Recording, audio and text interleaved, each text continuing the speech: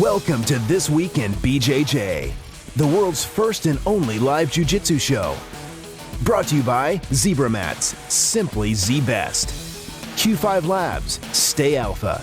And Defense Soap, defend what you have built. And here's your host, Budo Jake. Hello and welcome to a new episode of This Week in BJJ. I'm Budo Jake, and today is February 21st, and we're here to talk about some BJJ news, some new products, and an interview with Kurt Osiander. And I know it's been a little while since we had an episode. I apologize about that, but we've been very busy here at Budo Videos headquarters, and we got a lot of exciting things in store for you in 2014. But for now, let's get to the news.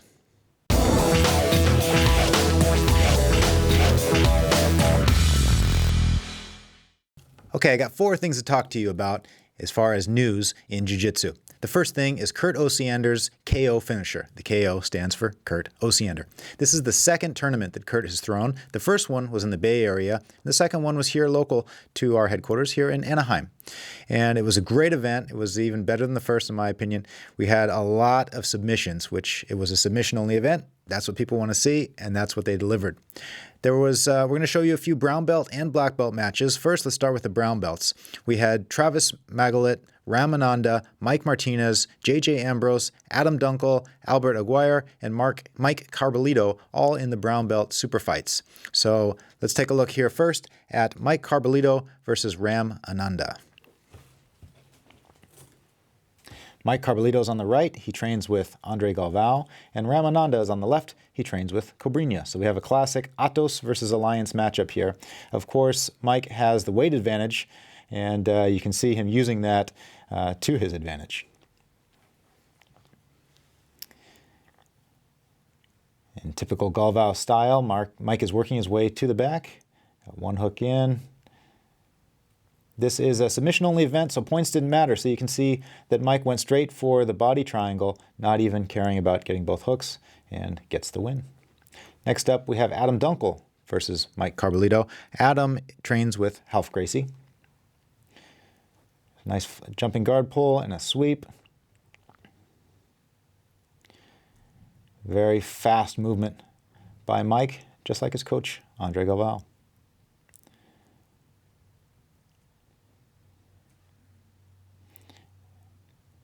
Adam being very defensive here. Mike threatening with a knee on belly. No points for that, but it gets a reaction from his opponent.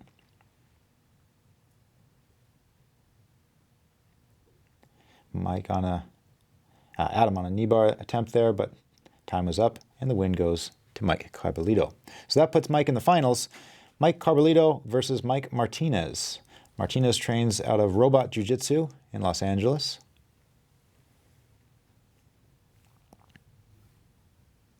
It's nice to see some of these guys that you might not have heard too much about, like Mike Martinez.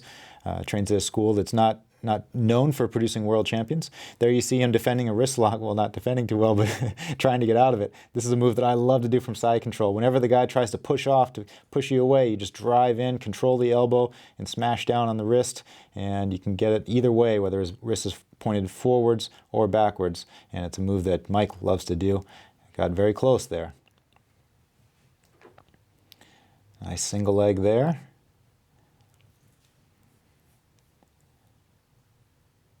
Mike taking the back.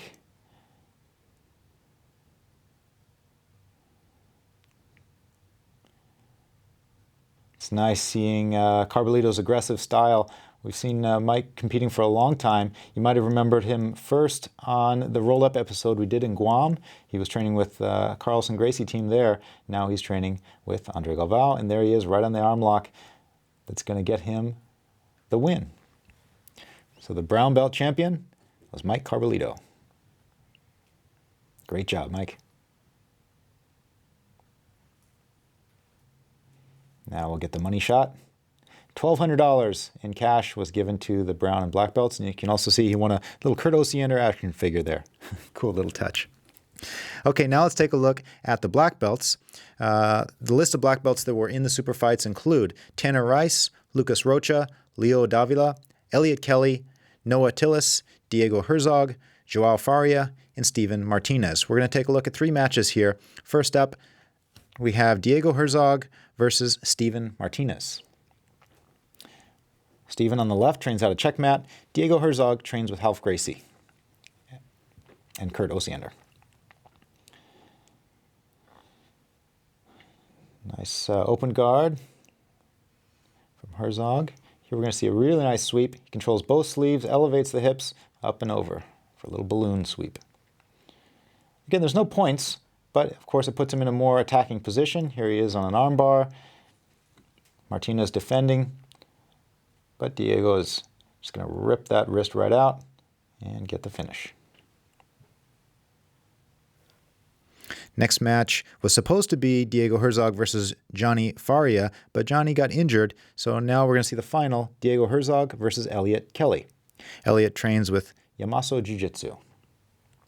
Now here we have Diego going for a berimbolo, and this is kind of a classic mistake that Elliot jumps on the foot. If the guy is very inflexible, you might get the toe hold, but for high-level guys, usually they're not going to tap to that, and you're just going to be ending up in a worse position, which is what happened here. Elliot tries for a little deep half guard, but Diego's already making his way to the other side, and he's already attacking that arm. So that little toe hold attempt put Elliot in a bad position. Here he is defending the Kimura, grabbing the inside of his thigh, which is the way I like to defend it, but Kurt Osiander will disagree. If you've seen the roll-up episode at Half in Kurt's school. And there you see Diego right on the arm lock again, getting that bottom wrist and finish. So the black belt champion, Diego Herzog.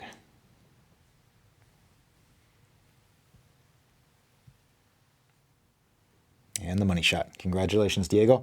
If you want to watch the event in its entirety, it's available on demand on BudoVideos.com. It's about 2 hours long. Remember, this is submission only, so you see lots of submissions. There's no points. There are referee decision if it goes over 10 minutes, but the finals have no time limit. But it's a very exciting event. You can watch the whole thing, 2 hours long, for the ridiculous low price of $4.95 on BudoVideos.com. Next up is something that you're probably not going to believe it until you see it, but it's true. We have filmed Shawn Williams. This is an instructional that's been in the works for probably about 5 years. There was a number of problems with in the past with this instructional, but finally we filmed it, and it's going to be good. It's all about the Williams Guard, which was named after Shawn Williams. You guys know Shawn from the commentary that he does. Does an excellent job at breaking things down. He's a black belt of black belts, and he has a guard position. It's similar to, some people would say it's similar to rubber guard, but it does not rely on flexibility. Anybody can do it. You might have seen people do it in MMA. You've seen Dean Lister do it. Shawn has done it in his matches before. I like to do it as well. It's a great way to set up omoplatas, triangles, and arm bars. It's going to be the complete system on DVD, also on demand and apps. But let's take a look at a preview clip here. The Shawn Williams Guard.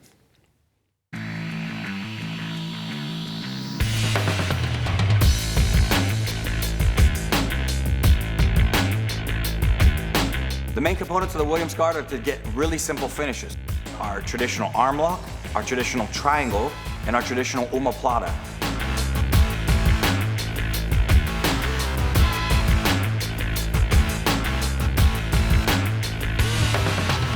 The Williams Guard is a very simple part of the closed guard, and the position is a little bit unique in that you can use it in sport, you can use it in MMA, you can use it in self-defense.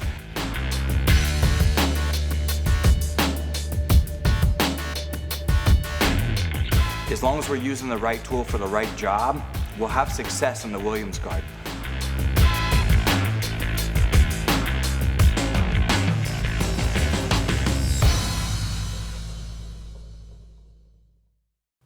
I just can't say enough good things about Shawn Williams.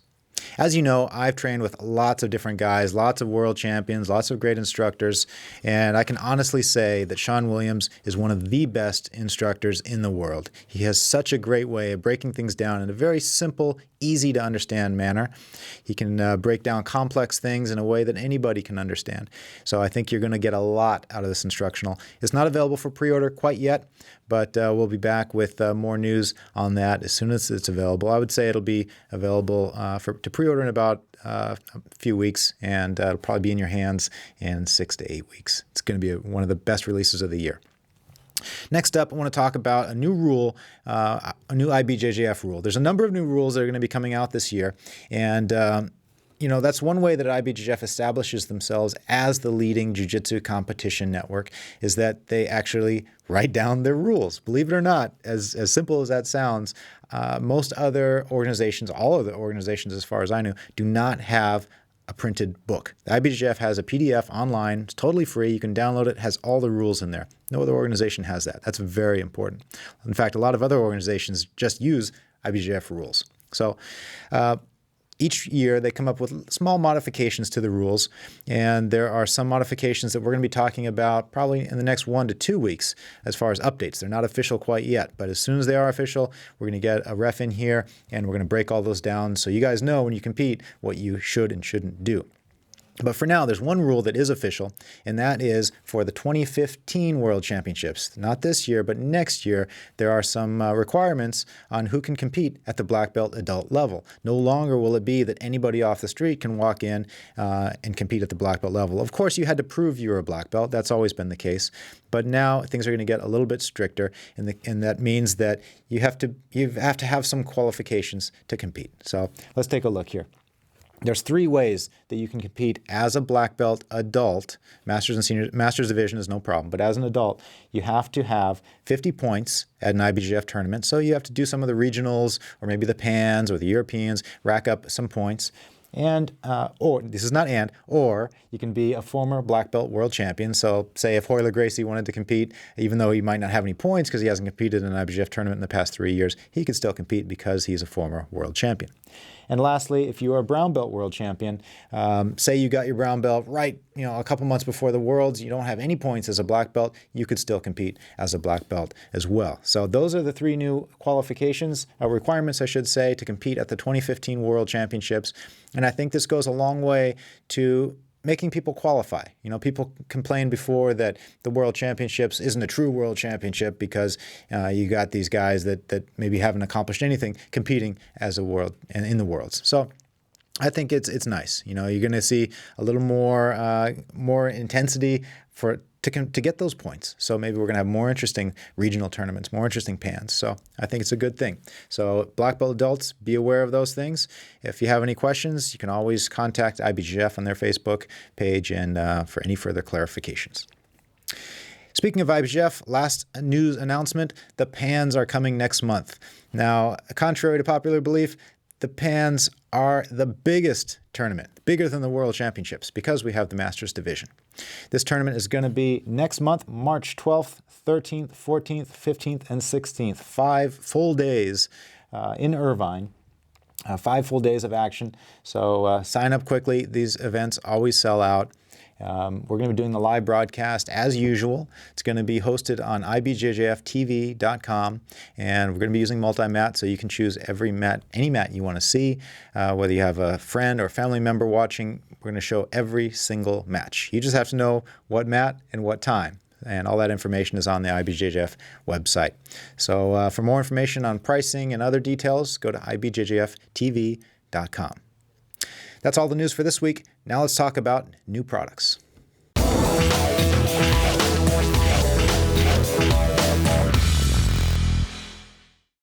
We had 4 news items to talk about, and we also have 4 new products to talk about. The first one is a pretty interesting product. It's called the Kombat X Trainer. Now, this is a product that you can use to practice grappling on your own. And as you know, grappling generally requires a partner. And of course, having a partner is the best thing, but not everybody has that luxury. You might be living in a remote location, or it might be midnight and you want to practice a couple moves. There is a product now that can help you with that. And also I want to say that even though you might have a partner, there are some things that your partner might not want to practice with you, namely knee on belly. Driving your knee into someone's belly or in their sternum is not a comfortable way to train. But with this device, the Kombat X Trainer, you can actually practice that. That's what it's designed for, to keep your weight down. So in a moment, we're going to watch a video of a couple guys explaining more of what you can do with the Kombat X Trainer. But this product is going to be available on BudoVideos.com. We're going to start shipping next week. So by the end of February, these are going to be shipping out. And if you have a little bit of space in your room or your garage, I think this is a great way to practice some moves that you're learning in the academy. And because, all you need is muscle memory. You need to do it over and over and over to get good at it. If you just learn a technique and try it in sparring, it's probably not going to work the first few times. So instead of getting discouraged, you need to practice that more, drill it more, get those drills down, and then you're going to have a lot more success in the academy. So with that being said, let's take a look at a video with Jason Gulati and Liam Reznikoff explaining a little bit more about what you can do with the Kombat X Trainer.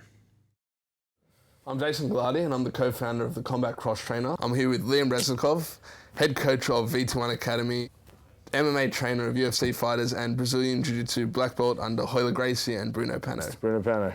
So today what we're going to do is we're going to go through some drills on the Kombat X Trainer and see how they can cross over into Jiu-Jitsu. All right. So why don't we start with a butterfly guard pass? Sure. Cool. So it'll help if you get an idea of what it feels like exactly. So let's start in butterfly guard.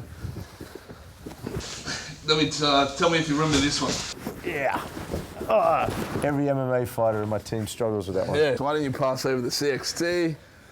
Let's have a look. Cool. So the most important thing about the CXT is you develop good habits. So it's not about flashy techniques. It's about getting good basics that stay with you from white belt, blue belt, to black belt and more. Cool? Okay. So I'm going to start with my weight low and T-Rex arms, so my arms are safe. Cool? Right. Just like we did in that pass I showed you, I'm going to step one leg over, switch my hips, and inside control. So just one more time.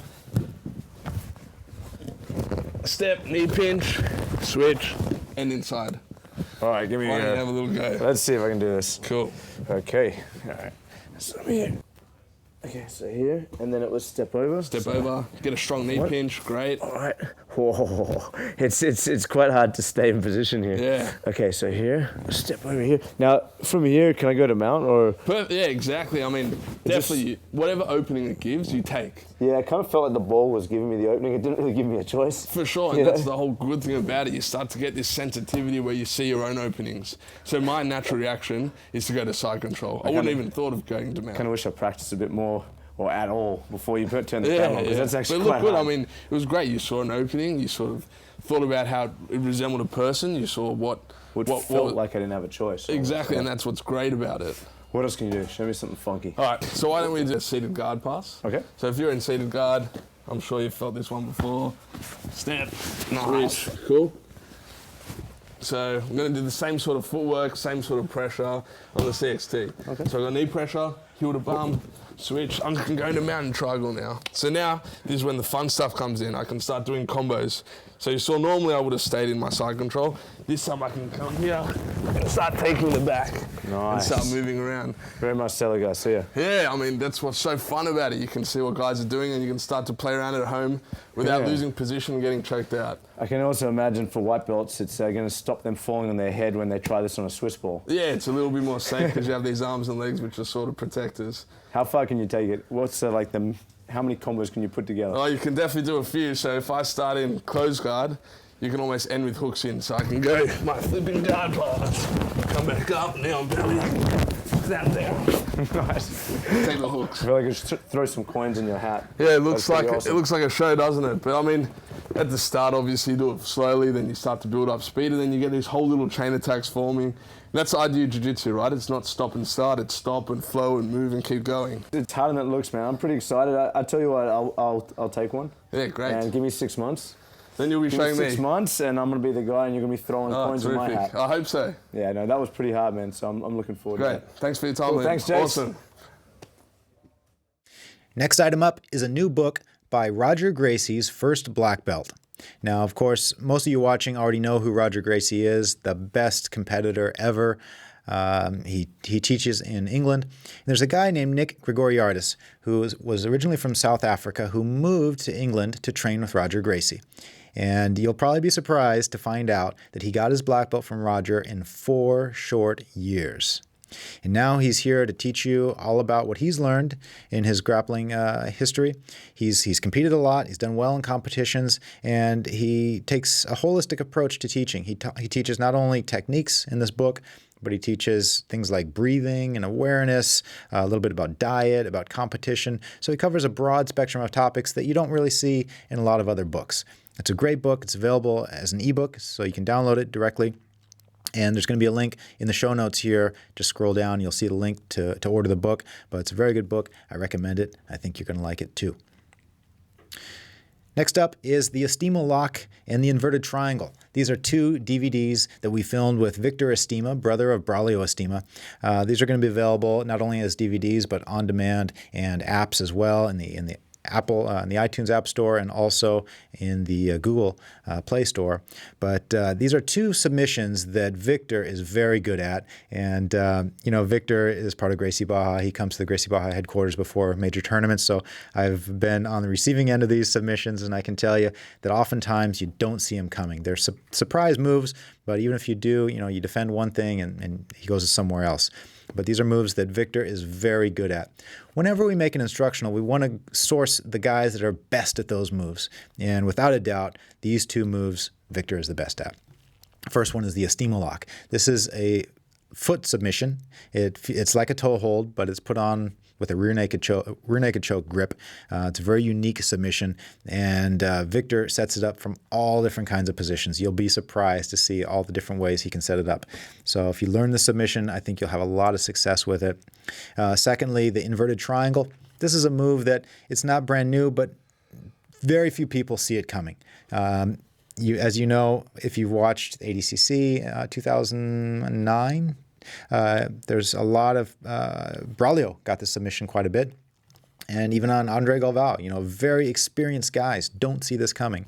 So learn the submission, and you're going to be pulling it off like crazy. 2 very good topics for this instructional: the Estima lock and the inverted triangle. By the time you watch this episode, it'll probably already be out. End of February, both of these are going to be out. And last topic for the new products. These are some of the finest instructionals we've ever produced if you're looking for open guard instruction. And one thing that it took me a while to realize is that the open guard is not just one. There's a number of skills you need to develop to have a good open guard. Namely, you need to have a good De La Riva guard, you need to have a good spider guard, and you need to have a good reverse De La Riva guard. If you have only one of those, your open guard is going to be terrible because you have to be able to go from one to another depending on what your partner is doing. If you have a good De La Riva, you get your hook in, your partner pushes that hook down, and then what are you going to do? You can't just always go back to De La Riva. So learning these 3 guards is going to make you have a very good open guard. And Michael Langhi is a guy that's known, he's kind of known to have the impassable guard. You might have seen the Rolled Up episode that we did with him a few years back. It's our most popular episode of Rolled Up. And Michael Langhi, you'll see why, because he is such a good teacher. His English is great, despite him living in Brazil, and his techniques are so precise. You're really going to like these. I can say without a doubt, these are some of the best instructionals we've produced. So Michael Langhi, the dynamic spider guard, dynamic De La Riva, and dynamic reverse De La Riva, those will all be out end of February on DVD, on demand on BudoVideos.com, and also as apps for Apple and Google products. So that's it for the new products. Now we're going to talk to Kurt Osiander. Kurt was in town for the KO finisher, so I pulled him aside after a seminar that we had here at Budo headquarters, and I talked to him about a number of things. Namely, we talked about samurais, we talked about what the jiu-jitsu lifestyle means to him, we talked about the KO finisher, and we also talked about black belts and the question of should everybody be able to get a black belt? Is it just based on time, or is it truly based on skill? So Kurt shares his thoughts. I think you might be surprised to see what he has to say about some of these topics. So enjoy it. Half Gracie Black Belt, Kurt Osiander.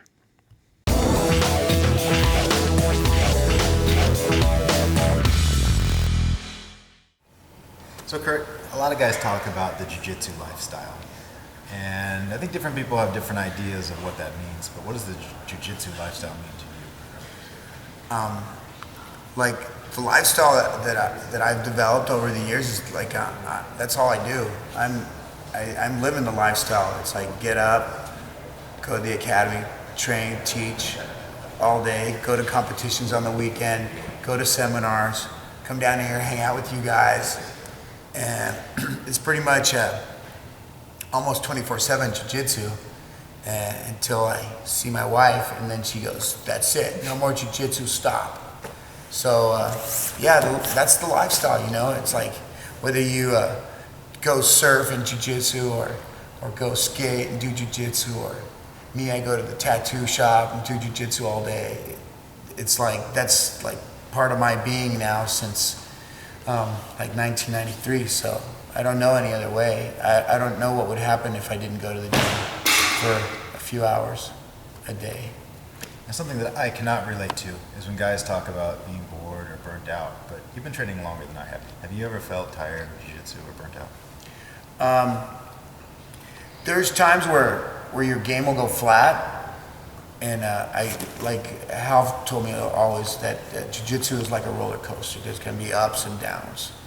And sometimes when you're on a down, like me, I'm very stubborn and I'll try to work through it until it comes out of it, but sometimes it's a good thing to just go, okay, I'm in a down, let's take a few days off. Doesn't mean I don't go to the gym, doesn't mean I don't teach, doesn't mean I just won't train for a couple days, and hopefully it'll shake it off a little bit quicker. And if that doesn't do it, then you just got to work through it, you know. Burned out, I don't know, I think maybe that could happen to younger athletes that have been, you know, like doing it since they're like 5, and then they've got an overbearing parent that makes them train too much, do too many competitions. I've seen it happen to some of my judo kids that are like burnt out, and now all they care about is cool clothes and hip hop music, which is fucked up. But no, I'm not burnt out, no. And then, no, I love it too much. I like to be there all the time. There's not complete acceptance of what jiu-jitsu is. Some guys talk about it as a form of self-defense. Some guys say it's a sport. Some guys say it's a way towards to spirituality. What's your opinion of jiu-jitsu? It's all of these. It's all of those. It's definitely, it's multifaceted. So it is what you want it to be. Spirituality. A lot of people come in and they're like, yeah, is this gonna clear my chakra? And I'm just like, no, you're gonna have to go find that somewhere else. Here you're gonna fucking train really hard and then you're gonna feel good afterwards, right? Maybe that's part of spirituality, right? You train so hard that afterwards you feel good. That's what happens for me. It definitely makes my life more orderly. That's what it did for me. What do you mean by that?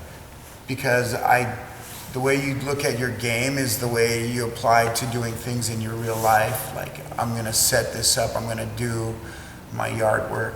Okay, I gotta get these pieces first. So I'm gonna start here so I don't have to go back over there, you know. It's strategize, life strategy, how's that? But as far as spirituality, I don't know, man. This is weird. So it seems like you identify with the samurai a lot. I know you like to read a lot about them, and seen some of your tattoos and stuff like that. What do you see the connection between your life and that of samurai? The precepts of knighthood.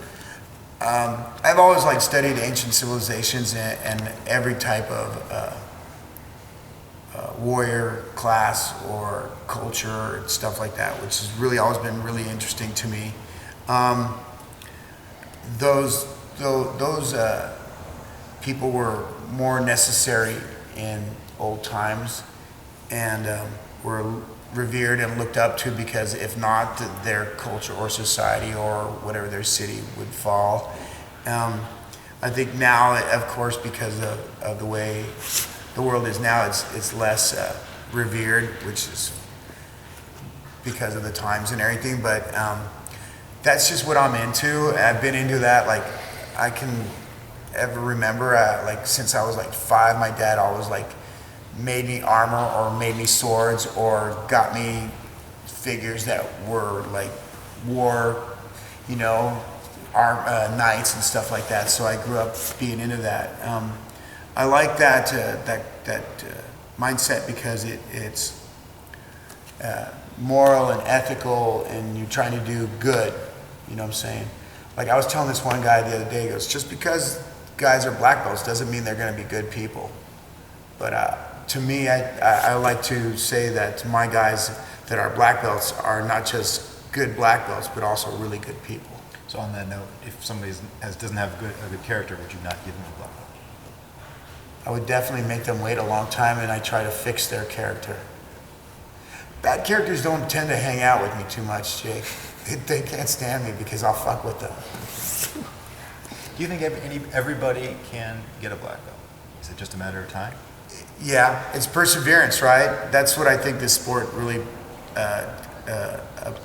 appeals to, people who are stubborn and will stay the course. So even if someone's mat work is terrible, if they stay with you long enough, they'll get a black belt. There's a thing that House says, and it's like, ele não consigo ficar bom. It's like the guy just can't be good. He will not be able to be good, but, you know, he'll make it through. You know, it shows a lot of character for him to still continue on.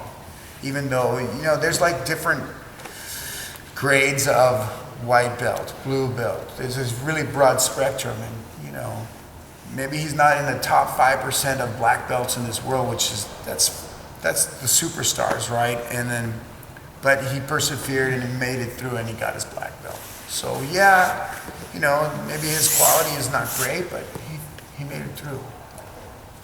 So there's lots of tournaments out there. Of course, IBJJF has the biggest ones, but you have your own, the KO finisher. What differentiates yours from the others? What are you trying to do? I'm trying to have like a blitzkrieg kind of round where the guys are going after each other with urgency to finish each other.